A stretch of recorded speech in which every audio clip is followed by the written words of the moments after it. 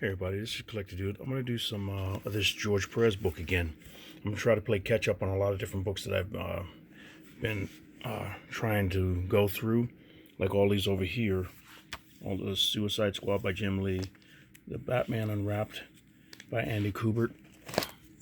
The Batman Unwrapped, Greg Capullo artwork.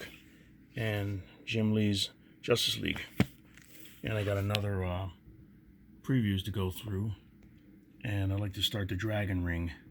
And over here I wanted to go through this book here, like do a review reading of it, everything, because this is a really cool book that I have. And then I got to do my the Marvel book with Stan Lee in it, and then all these books over here, Open Space, all the A-OK books that I got. There's just a lot of stuff I want to try to get through, but I'll do as much as I can. And like I said, I got to get downstairs and hang out with my girlfriend, but I love doing this stuff. She knows I love doing this stuff, so we're gonna, for sure, on Sunday I don't do anything.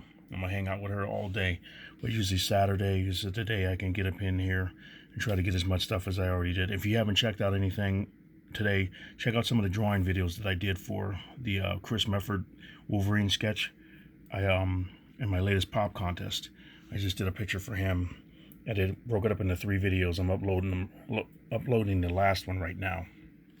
So hopefully you enjoy that, and we'll do some more of these now. So this right here is George Perez's artwork book, remember? And I'm gonna go through this and try to read some of the stuff. We'll try to make it really interesting because this is a really cool book. Look at this. This is Avengers 178, cover unpublished, inked by Joe Sinnott in 1978. Wow. And here's one, Avengers number 185. Cover inked by Terry Austin in 1979. That's really cool. And here we got, people would criticize my work and say that I was doing too many panels and too many figures, and as a result I was losing emphasis. I had too many medium shots as well. I had to add those dynamic shots with large figures too. I saw the need to work soft and loud. Like in a movie, there has to be pacing to make the shock moments work. You can't make the entire story a single sustained shock moment because the audience needs that variation. One of the biggest tools I had that a filmmaker didn't have, though, was that I could also change the size of the screen. The way the artist does, that helps set the flow of the story. I was doing 3.5 books a month, wow. And most of them were team books, so editors loved to give me those assignments. Most artists wouldn't volunteer for team books because they're so demanding. I wasn't a superstar artist, so I was willing to do it and wanted to do it, and I gave my best effort. I learned how to make characters distinctive. I learned how to make them stand out on even the busiest page. He loves team books. Drawn. Yeah, look at this. Oh, that's cool. Ghost Rider. Now at last, the new Ghost Rider. That's cool. Number 26. Then we got The Man Called Nova, number 14. That's nice too. Look at all the action and busyness he's got, all the detail. Marvel 2-in-1 presents The Thing and Invisible Girl. And then we got Marvel 2-in-1, The Thing, and Moon Knight. That's cool.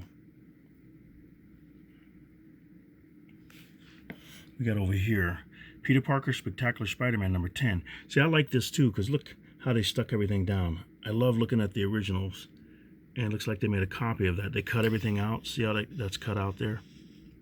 And stuck down how they pieced it together to make the cover. And then they cut the arm here to stuck him on top there. That's cool. And he's cut out there. Wow. You see him, how he's cut out there. And then Spidey.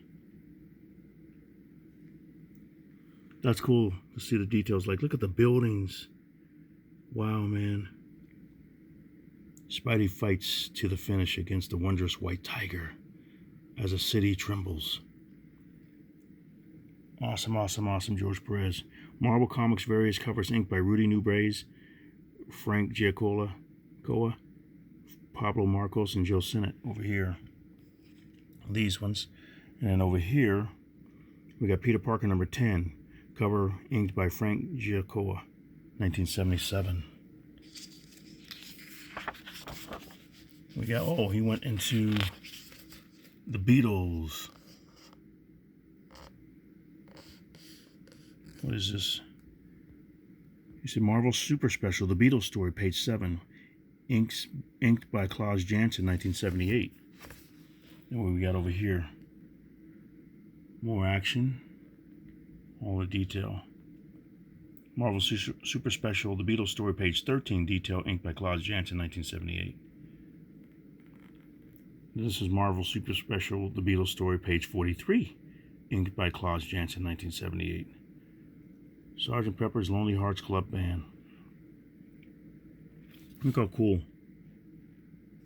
He did it all over here and everything.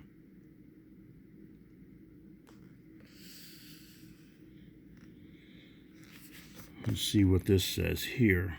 The Beatles book was a real stretch of my artistic muscles, especially in my design ability. I was very lucky to have a more realistic inker in Klaus Janson, who helped to get rid of any cartooniness in my art, in my work. I wanted to capture likenesses. I wanted to draw them and tell a story visually, but I also wanted to convey the images of the Beatles, who were pretty much iconic figures. The art had to look like the Beatles, but it also had to work as a comic book story. And it does. He looks like he did a really good job of doing that. So when you become reference dependent to the point that you can't draw on your own, it affects the dynamics of the page. The human body can only do so much, but the artist can tell a story by displaying the body in a series of perfect moments, or even more than perfect moments. If all you draw is what you find in a photo, then you may well as just reproduce photographs. The artist has to exaggerate to know what to expand on, what to enhance. The Beatles comic was a challenge. I used reference, but I wanted to make this look like a comic book story. He did. It was cool. And I do that too. He's got good advice. A Hard Day's Night. That's cool.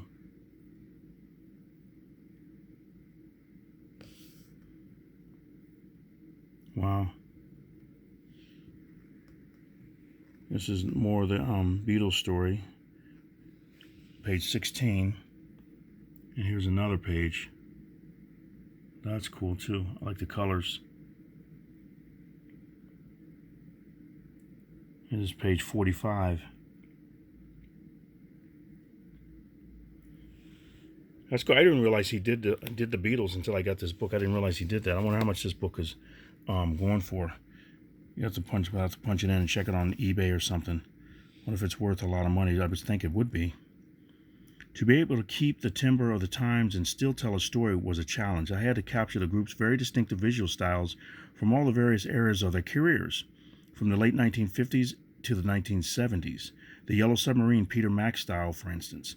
I had to get the look of those periods, and the Beatles were very visual.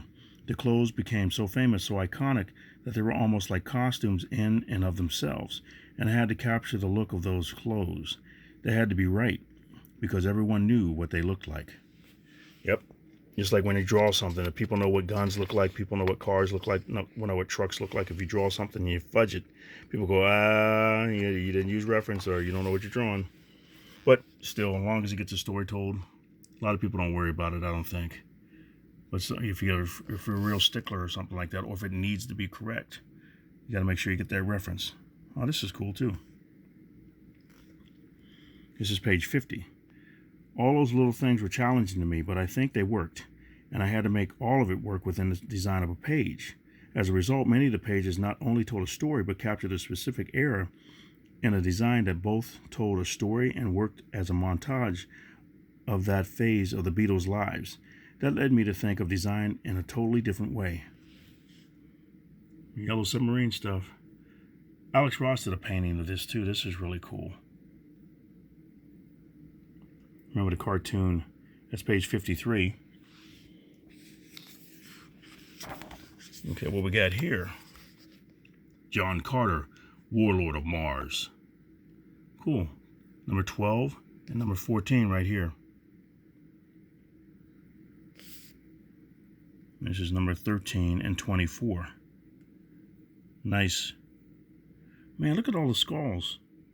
All the detail. Wow. We got Death Star.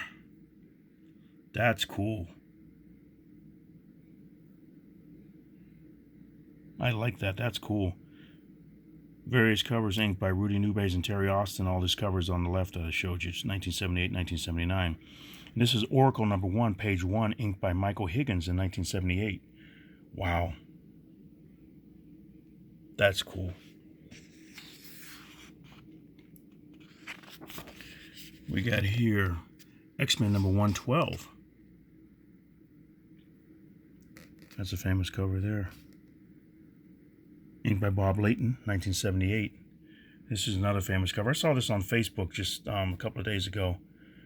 Somebody put some motion to the picture and the buildings and everything. It was pretty cool. This is inked by Terry Austin in 1979. The Day Reality Went Wild. Uncanny X-Men number 128. That's cool. Kind of like the movie Inception. Okay, what we got here? Uncanny X-Men Annual number 3. See, look at the artwork here. Look at the detail. George is just awesome. Wow. Colossus in swimming trunks.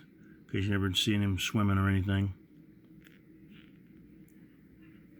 We got, what is this one here? Numbered page 19. But just the detail on the artwork is really cool. So what's he got to say here? By the late 1970s, there was an almost exponential development in my style, both in layout and in finishes. Most of the style is an attempt to get better. I was inspired by doing the Avengers to do something as memorable as John Buscema, for instance.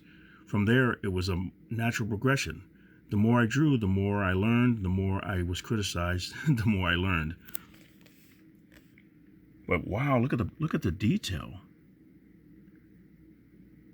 Man, just the square there. Look at that.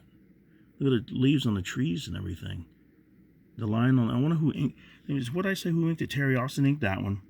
Oh man, I wonder how his hand. You had to be tired, knowing you're going to be inking George Perez. This one's cool too. This one's page 22 of the annual, inked by Terry Austin. Wow. Just beautiful.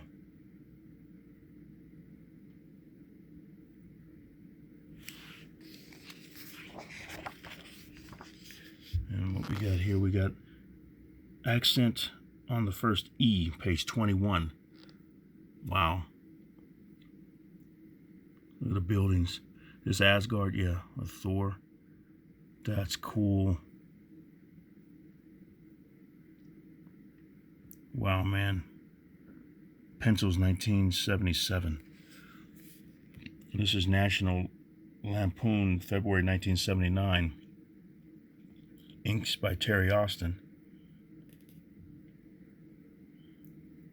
Man.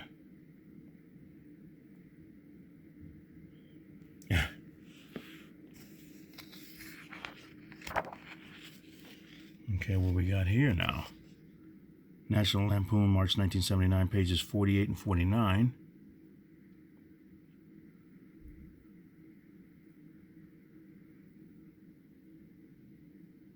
What's this over here? No, this one's something different here. Well, this is cool. Look at this. And the detail. Oh, risque. And we got National Lampoon, January 1980, pages 68 and 69, inked by George Perez, 1979. Then we got, okay, it actually wasn't until I got to DC, though, that I made the real conscious effort to become the George Perez that I am now. Even the smaller characters tended to be bigger than life. There was mass and there was weight. I began to go back to my earliest influences, artists like Curt Swan, whose art was much more sophisticated but more subtle. Swan was like Rockwell to Kirby's Dolly.